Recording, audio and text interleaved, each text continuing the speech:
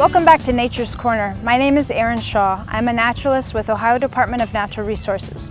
On today's show, we have a special guest with us, Travis Luncan. Travis is a local, also an OCVN. Right. So we're here to talk about watershed. We're going to do a field study, which is actually a water study, right? Yeah, okay.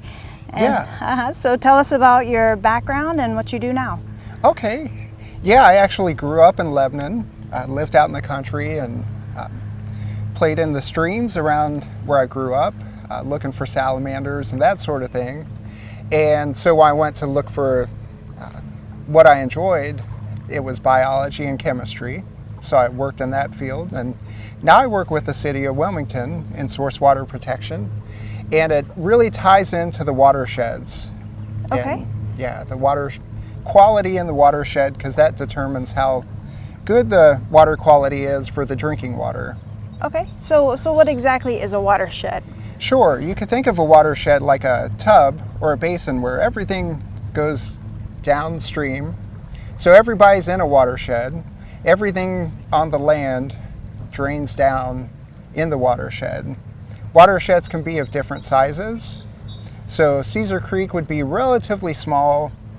It feeds into Little Miami, which is slightly larger, then the Ohio, and then the Mississippi, which is bigger still. Okay, so how important is Cedar Creek as a watershed? Right, Cedar Creek's really important. For one, it provides flood control. As you can see today, we've had a lot of rain. We have major streams. There's Cedar Creek, Anderson Fork. We have a few major streams. We'll go to one later in the show. So yeah, Cedar Creek is important because it provides flood control. Most days recreation, you could still get a kayak or things out today, but a lot of the boat ramps are closed. The other thing is it's a drinking water source and home for aquatic, like fish and things that people come here to catch. Yeah, so, there's all kinds of stuff like bird watching and fishing for sure. Yeah, so tell me a little bit more with what you do with your job. Sure, yeah, so as far as a drinking water source, I work with the water department for City of Wilmington, and I work in source water protection. First, a little bit about the water plant though. So we pull about 2 million gallons per day. Cedar Creek is our primary water source. We also have our backup water source off of Cowan Creek. So we pull 2 million gallons a day? Yeah. Wow. And it's a big process and requires a lot of hard work and technology to clean that much water to provide great drinking water for the citizens. So how does that happen? This lake has 2 million gallons of water per day? Yes, it would be huge on this scale. I'm not sure the exact volume of this lake, but yes, it would, I'd say for a couple years, even if no water flowed in, wow, you could still supply. So that's one great thing about this area. Yeah, we do have plentiful water resources. So how does the intake work? What's a water plant? Sure, yeah, so our intake, it's actually not far from here, and it pulls water from different depths. So that's something with Cedar Creek. It's the deepest lake, deepest man-made lake in the state of Ohio. So we can pull from different depths to pull different temperature water. If there's algae at the surface, we can pull a little deeper to avoid the algae. Okay. We'll talk about something called dissolved oxygen later, and that also ties in. So the intake, we can pull from different depths, and then there's a giant pump, and that giant pump is what feeds the water to Wilmington. You said it's 10 miles? Yeah, it's a little over 10 miles. Wow. So it's quite a ways. A big, what they call a main, the water main brings the water to Wilmington. And there it's cleaned up. We have a lime softening plant, so that helps to keep the water a little softer. We also feed things like carbon to help clean up the water. There's sand filtration. So a lot of technology, and we test the water multiple times per day to check the water quality before it goes out to our customers. So is that primarily what your job is, to test the water? That's part of it, yeah. So source water protection, it's really three things. So there's monitoring, so that'd be the water testing. Also, there's kind of a outreach, so education and communications, working with other stakeholders such as ODNR. Yeah, we have Army Corps of Engineers, the Farm Bureau, and a lot of the soil and water groups around. So the third thing would be emergency response. So if there is a problem, how do we respond to it? How are we prepared for emergencies? So source water protection, that's kind of your job. Yes. What's your job title? Source Water Protection Coordinator. Gotcha. So it's coordinating all these activities that Wow. help protect the drinking water. Okay. Very interesting. So anything else about that before we do a water sample? No, I think we can go on to the water sampling portion. Okay, let's check it out. Okay. Right now we're going to talk about water sampling in different ways that you can do that. We've got this blue thing, and then Right. you're also going to pull out of a net. Mm-hmm. So first of all, tell me what affects water quality? Sure. Yeah, here the main effects would be from land runoff. So the land around here, about 80% of it's to agricultural use. So you have farm fields, cropland, not as much pasture, but applying fertilizers, things like that. The other thing we can have is runoff from parking lots, like the one we're standing at now. So we've had a lot of rain recently. We have. Yeah, so how does that affect the lake? I guess we're getting ready to find out, huh? Right. Yeah, we're going to find out. Unfortunately, it can strip away a lot of soil, though. So you can have years worth of soil that's been deposited that in a couple rain events is washed off into the lake. The farmers are having a tough time this year. Yeah, and we need them. We need food. For sure. Everybody benefits from what the farmers do. So. Yeah. Okay. Well, what do we have here? Sure. Yeah, this is really a multi-parameter test unit that you can bring out. We can lower it in the lake, which is good because the lake's pretty deep. But we can measure a number of water quality parameters right here, right in the water. So that's really helpful for us in monitoring. A few of the things we look at, one is temperature. So yeah, temperature is important in that fish and a lot of things have specific temperature requirements. Here at the lake, it's interesting the way temperature works because the lake will actually separate. You'll have layers, so the top layer will stay warm and you'll be at about the same temperature until you get down to 20 or 25 feet. And then all of a sudden it'll drop from like 70 degrees all the way down to the 50s. Wow. And so it's going to stay that way to the bottom. One good thing with temperature, if it gets really cold, water that freezes is actually lighter than liquid water. So that's good because the ice floats to the top, as you've seen in the wintertime. That insulates the water underneath and really allows everything else to live because it keeps the water from getting too cold and freezing solid. Very interesting. And I've heard of when the lake turns over and there's a fish kill. Right. So part of that, we'll talk about dissolved oxygen next. So the fish also need oxygen. Okay. But as you get to spring and fall, those layers, so that top warm layer and the bottom cold layer, get to about the same temperature. When that happens, you get the mixing. And unfortunately, the oxygen level at the bottom can be pretty low. So when you get that mixing, that low oxygen water comes up, and that can affect some of the more sensitive fish species. Okay. So Yeah. I'm sorry, tell me what this is again? Sure. Yeah, this is a multi-parameter probe. It's made by Yellow Springs Instruments. And they're right up here? in, yeah. Cool. So not far away. And actually what I'm going to talk about next, dissolved oxygen was developed up there.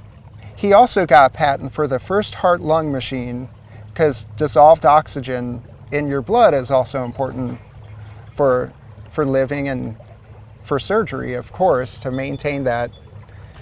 So that was a lot of great history really close to here. Wow, I didn't But- know. Yeah, so dissolved oxygen looks at the level of oxygen in the water, Okay. kind of uses say a pulsed light or something. The one we're using, would use light to measure the oxygen in the water.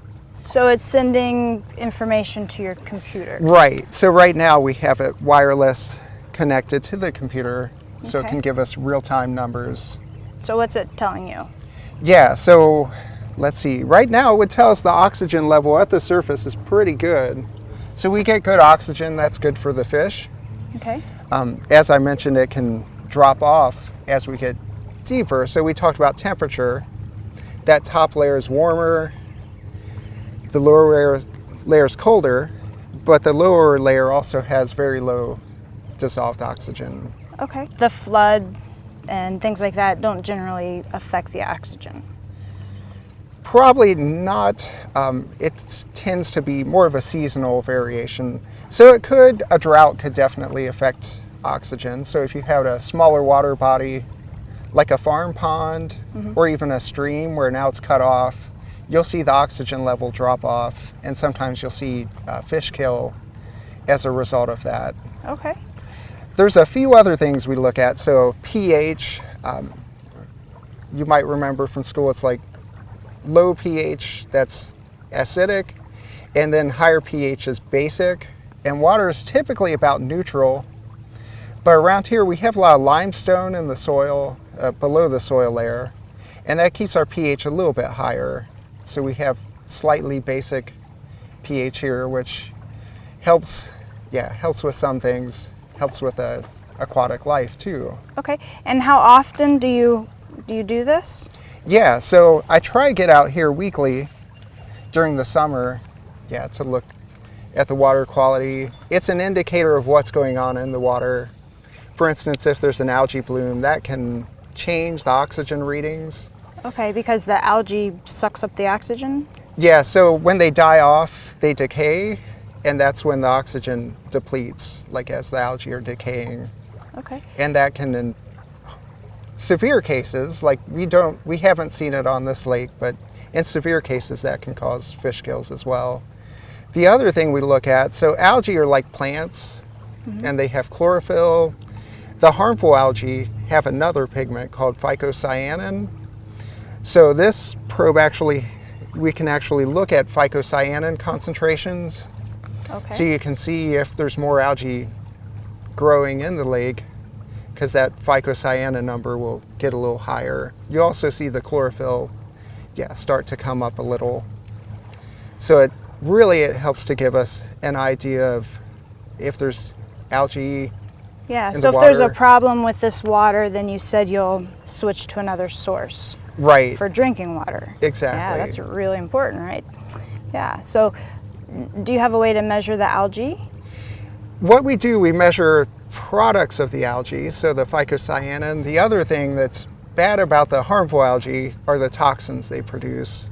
Okay. So we collect samples of what we call raw water. That's water coming into a plant, or we'll collect it straight from the lake for the toxins. Okay. And we'll measure those back at the office. One of those is microcystin, is one that you'll hear about more so on Lake Erie and Grand Lake St. Mary's. So luckily we don't see it at that concentration, but Yeah. those are things we look at. There's also a lot of work being done with DNA, so they can look for specific DNA signatures. So are there things that we can do as citizens and recreation users and boaters to help prevent that?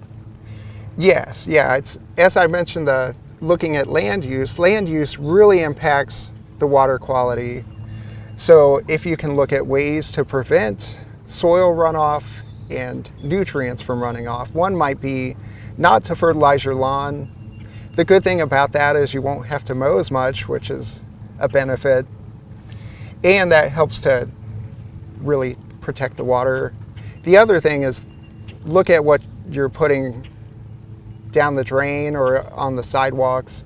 So really kind of pay attention and know that what you do on the land can impact the water quality. Yeah, so even if you live in town, maybe you're putting fertilizer on your lawn, it washes into the drains, which go directly into the lake, Right. which feeds the algae and, yes, makes it super algae. Exactly.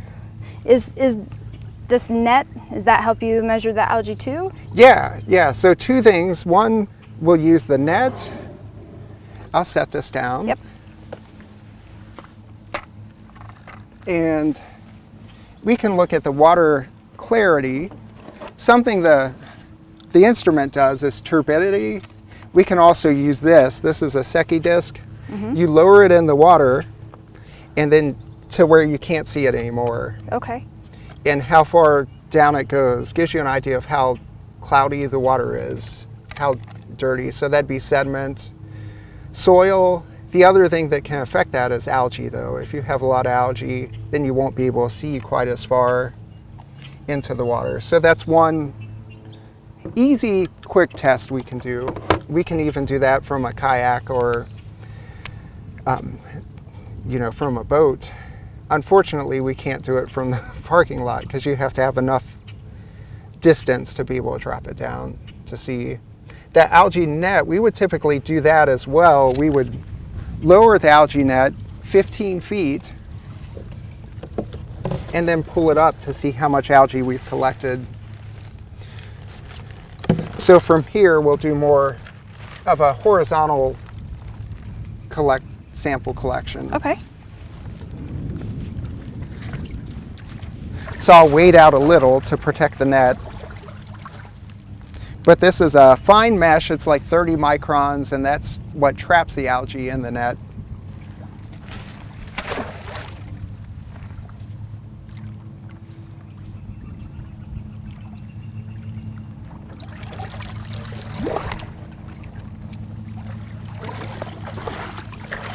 Normally I do that 3 times to really get a good sample of algae.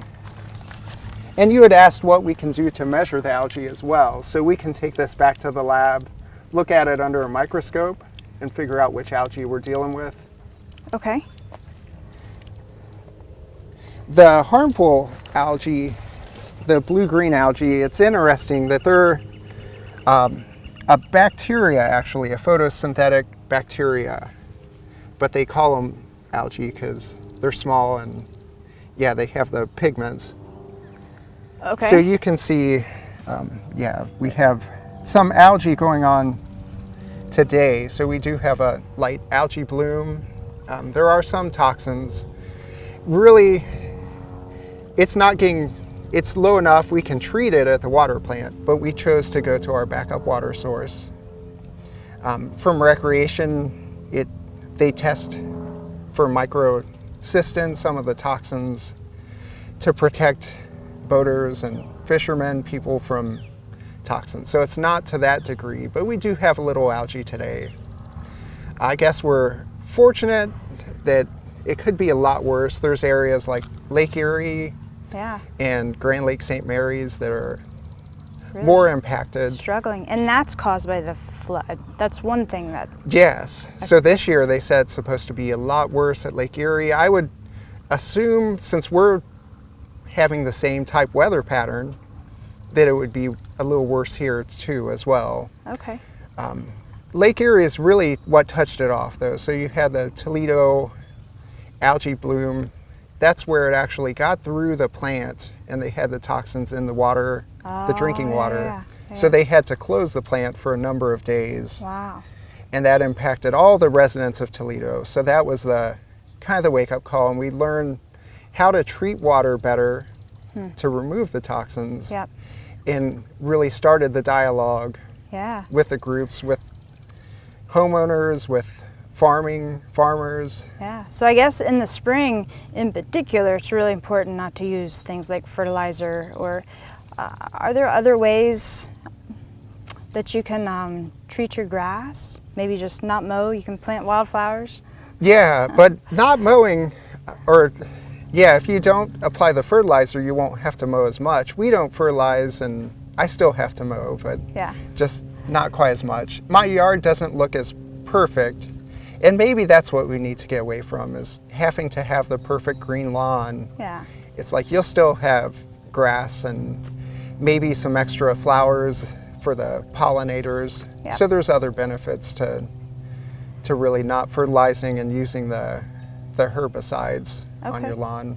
And maybe planting more trees to hold in the soil, and I'm sure that there's things that farmers can do to help. Right. So, and you have meetings, or how do you get this information out? Yeah, so we have, through Source Water Protection, we have stakeholder meetings, Okay. and we talk about the water. One, we talk about things that could impact the water quality. So we look at all the contaminant sources. We're going to rank those sources, which ones are of highest concern, and then figure out ways to target those Yeah. to help reduce the risk there. So one of the outcomes of that could be education. So you could come up with a program to talk with students or the public Yeah. about preventing the runoff. Yeah. And yeah, like you had mentioned for the farms, having a strip, maybe it's trees, maybe it's grass, but a strip between the field and the water, and that can help clean it up. Also cover crops, so they can plant cover crops that keep the soil on the fields. And that's really the goal, is to feed the fields and starve the streams. So you don't want all the nutrients and the sediment washing off. Yeah. That's cool. One way I can help is to also help with education when I'm out doing programs. So I think there's something little that everyone can do to help. Right. Yeah, I agree. Yeah. And this is very important. So we're going to go travel to a stream, because those are also very important. So we just left Caesar Creek Lake. We're here at Trace Run. Thank you for bringing me here, by the way. Oh. I've driven past here hundreds of times, and I've never actually been down to this stream. So this is a nice, cool spot. But before we get into the stream, I want to mention one more thing that I thought about on the way over here. Something I get a lot of questions about at the lake is E. coli, because that's a Right. problem, when the water turns over, and people ask me about it. So Sure. can you give us a quick explanation? Yes, I know around the lake, some of the animals hanging out near the lake can contribute to the problem locally in certain areas. So like geese, it's a good idea not to feed the geese, because that encourages them to stick around. Though they're named Canada, they don't necessarily go They're back called to Canada. Caesar Creek geese Yes. now, which is horrible. They're beautiful birds, don't get me wrong. But yes, please do not feed the geese at the beach in particular, because that's really where the E. coli is a problem. They can test Okay. other parts of the lake, and it tests out fine. But because there's such a population, and one contributing factor is because people do feed them. They feed them bread and whatever, which is not really good for the geese anyway, but it encourages them to hang around there. So Yeah. that's another problem in the water, but it's different than what you're looking at. It is.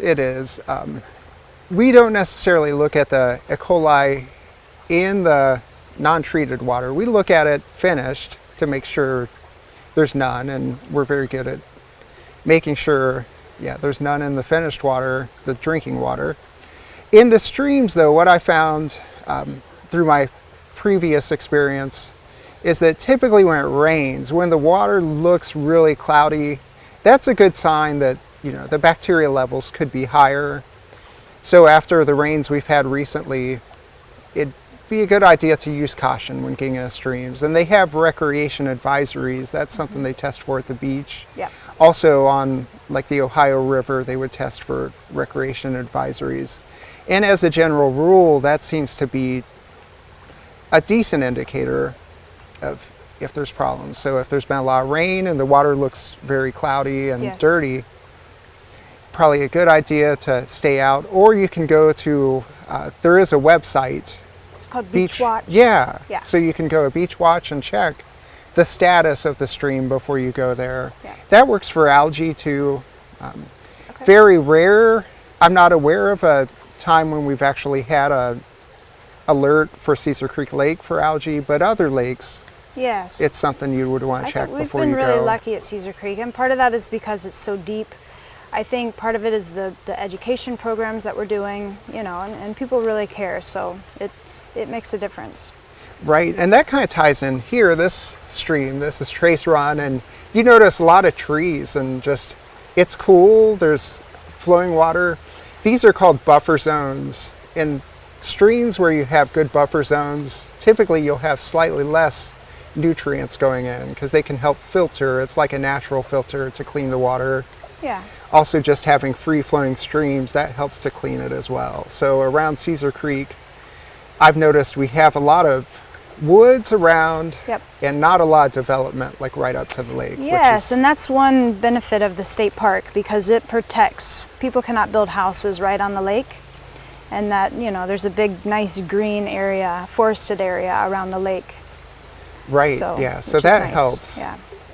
Okay, you've been using different definitions of water. I thought it was just water, but Right, right. And I used to think that way too, so it's like water, but then from a drinking water standpoint, you have what's called finished water that would be going out to customers, also tap water.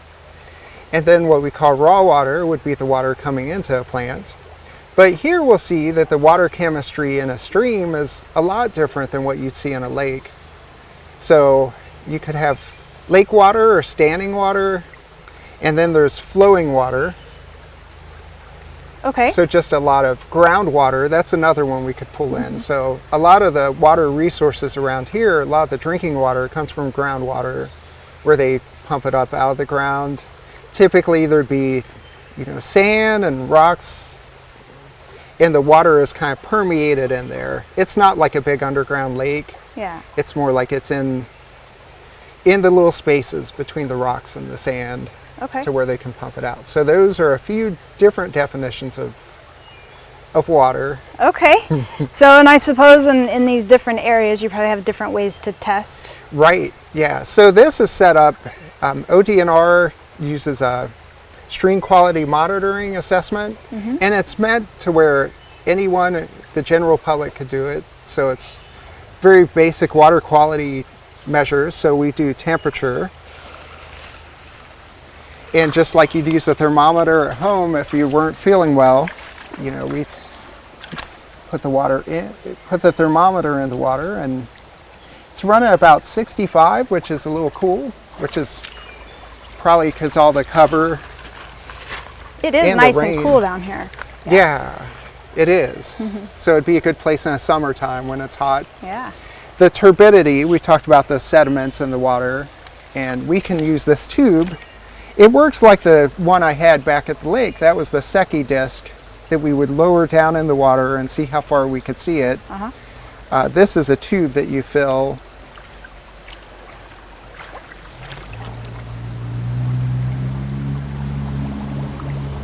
And then we would empty out the water until we can see the bottom. So it depends, like I wear glasses, it's maybe a little different for me. What are you looking at? Yeah, there's a dot at the bottom, so I would empty out At the bottom water. of here? Mm-hmm. Okay. Basically, I'd empty out the water until I can see. Yeah, so it's a little cloudy, which I'd expect with the rain we've had. So at the lake, I could see down about 2.5 feet the other day. And here,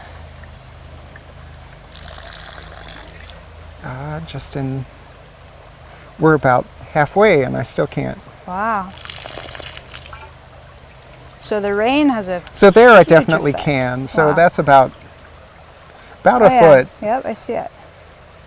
Yeah, so we've had a lot of rain. In fact, a lot of the streams going into the lake right now are flooded out.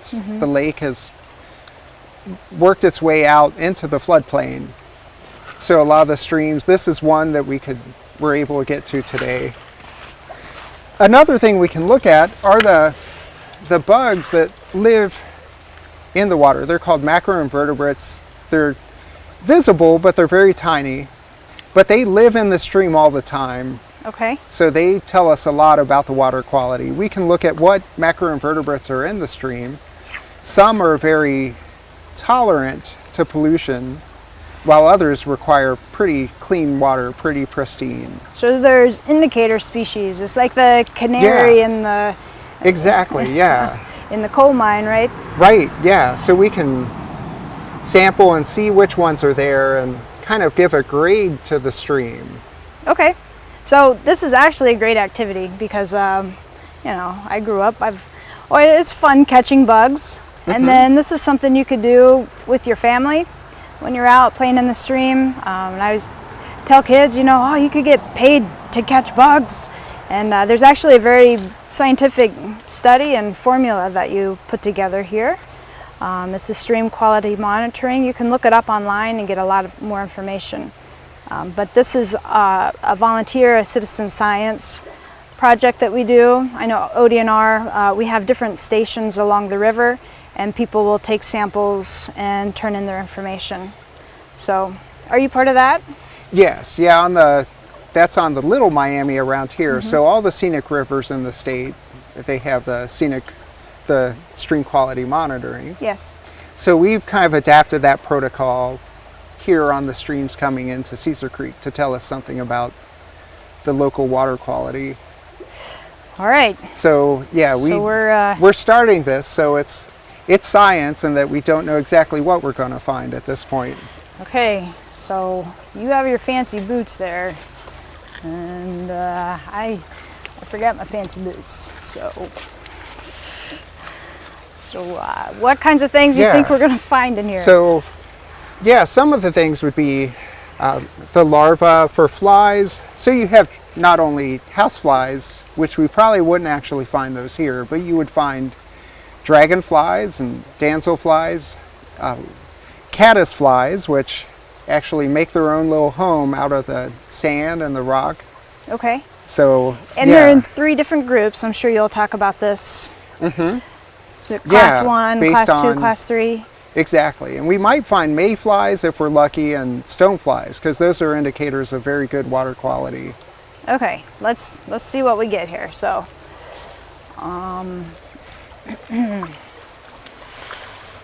So if you want to do this with kids, you don't have to have a kick seine net. You could use a little, almost like a butterfly net. Have someone clean off the rocks. So what I'll do is the net, grab the bigger rocks. Yeah, the net looks good. So it's along the bottom of the stream. And we're trying to get the bugs to go into the net.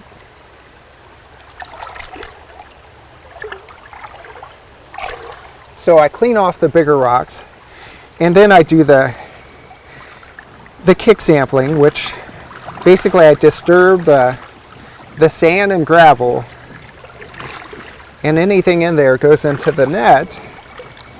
So do I keep the net here in the same spot? Yes. Okay. Yep. That looks good.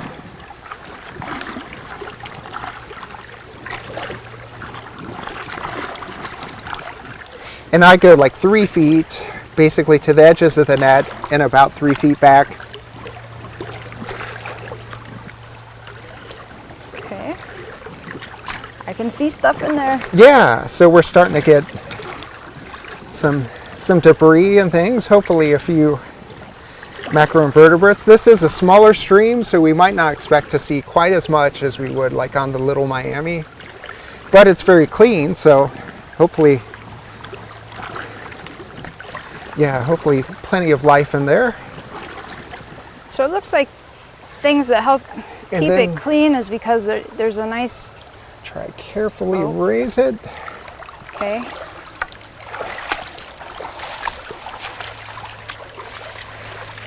For me, the table is helpful as I've gotten older, like not being stooped on the ground.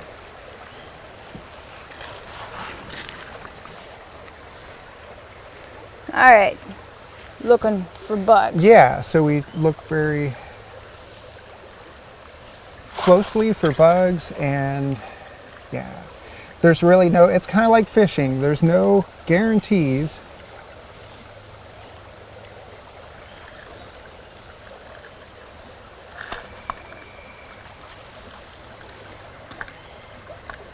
Hey, surely we caught something, right? Yeah, and a lot of times they're very small, so it becomes hard to see them. Maybe. We might have to try a different spot. There's a cool little shell. Yeah, we might. Maybe we're in too shallow. Okay. Yeah, All right. so this time we didn't. Nope. All right, well, let's try it again. All right, we'll try again. Where do you want to go? Maybe we'll go over here. It's a little faster. Okay. There's the net. Okay. A little deeper. Woo!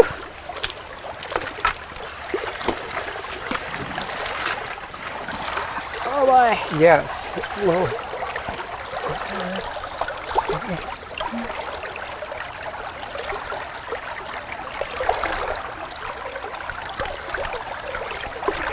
Okay, so I'll kick here. I'm going to scoot down a little bit. Okay. Back this way.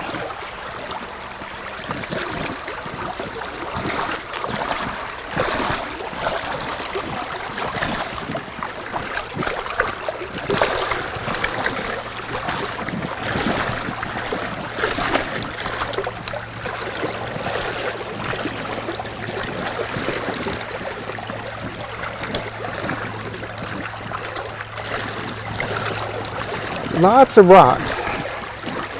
Yeah, there are.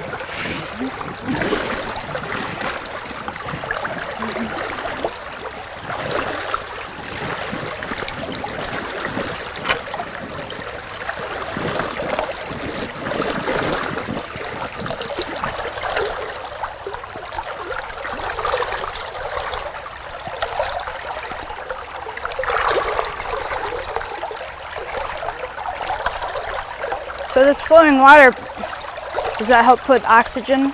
Yes, it would help with oxygen, and certain macroinvertebrates like the flowing water. Maybe it brings food to them. Ooh. Okay.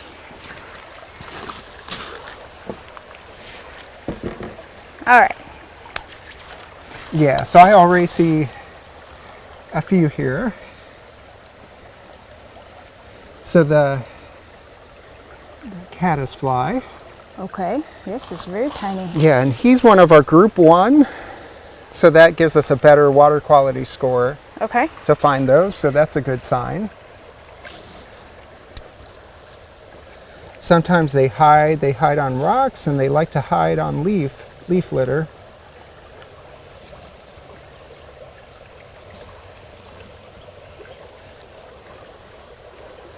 Yep, so yeah, plentiful caddisflies. I found another one. Oh. There's something. Okay. See it? Yeah, that might be the same. Yep. And while the score doesn't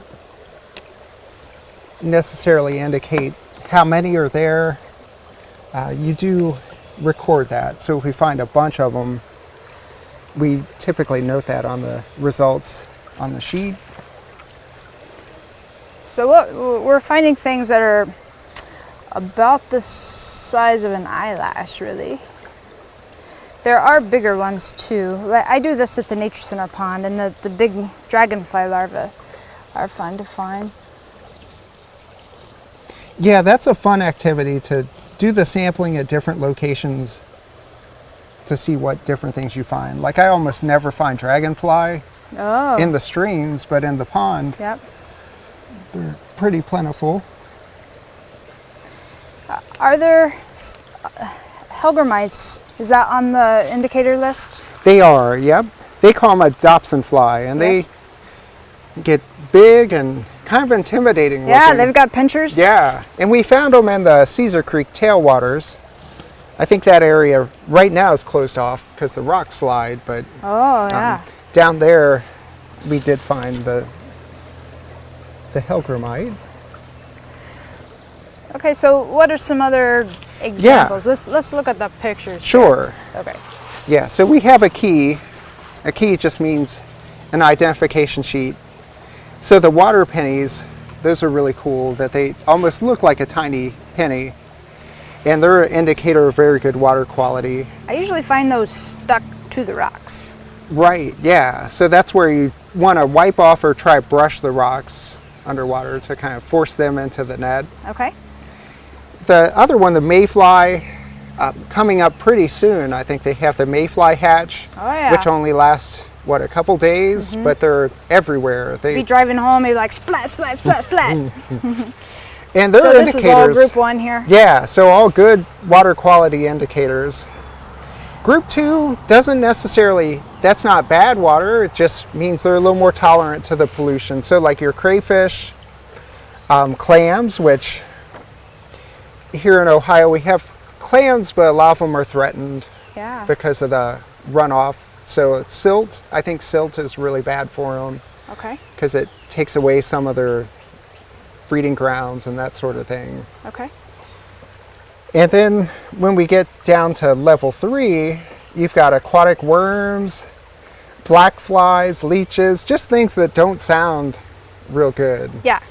But if they're in the water, it doesn't necessarily mean it's bad. You just don't want to find just those. So if you only found leeches. Something interesting. So we're finding these things in the water, like a mayfly, for example. They spend their larva stage in the water. Right. And then when they turn into the adult, they shed their exoskeleton and they fly around. So yeah, so it's pretty fascinating, the life histories of some of these. Some of them might stay in the water all the time, like the water penny, but then the mayflies you would see, or dragonflies are another one. Yeah, they have true. different life stages, almost like butterflies from caterpillar. So the caterpillar stage for these guys would be kind of the water, living in the water. yeah, that's why kids are like, oh, we're gonna find dragonflies in the water. But yeah, so interesting. Well, these are really interesting to find, and something that you could do at home. Easy, seine net. Should Right. probably get a pair of fancy boots. Yep. Oh.